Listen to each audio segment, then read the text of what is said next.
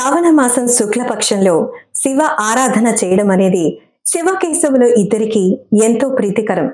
శివునికి అభిషేకం అన్న అర్చన అన్న ఎంతో ఇష్టం అన్న సంగతి తెలిసిందే. అందుకే ఆ శివకేశవులని ఇద్దరిని ప్రసన్నం చేసుకోవాలి అంటే శ్రావణ మాసంలో వచ్చే ఈ శుక్లపక్షంలో ఉదయమంతా ఉపవాసం ఉండి రాత్రి వేళల్లో బిల్వార్చన రుద్రాభిషేకాలు చేస్తే కోటి జన్మల పాపాలు సైతం నశిస్తాయని శివపురాణం చెబుతోంది. ఉదయమంతా ఉపవాసం ఉండి మరి సాయంత్రం పూట శివార్చన చేసిన తర్వాత ఉపవాసం ఉండలేని వాళ్ళు పాలు పండ్లు తీసుకోవచ్చు.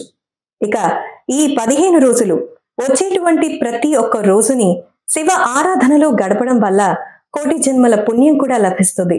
అనుకున్న కార్యాలు దిగ్విజయంగా సాధించవచ్చు. అందుకే శివ ఆరాధన కేశవుని ప్రసన్నం చేసుకోవడానికి విశిష్టమైన మాసంగా శ్రావణ మాసం చెబుతారు. శ్రావణ మాసం శుక్లపక్షం సోమవారం రోజున శివ ఆరాధన, శివ అర్చన, శివ ఆరాధన, ముఖ్యంగా శివునికి ప్రదోష వేళలో చేసే అభిషేకం ఎన్నో జన్మల పుణ్యం లభిస్తుందని శివపురాణంలో చెబుతున్నారు. కాబట్టి సోమవారం రోజున ఉదయమంతా ఉపవాసం ఉండి సాయంత్రం పూట శివ అర్చన చేసి రుద్రాభిషేకాలు చేయించి పుణ్య ఫలితాలు సాధించవచ్చు.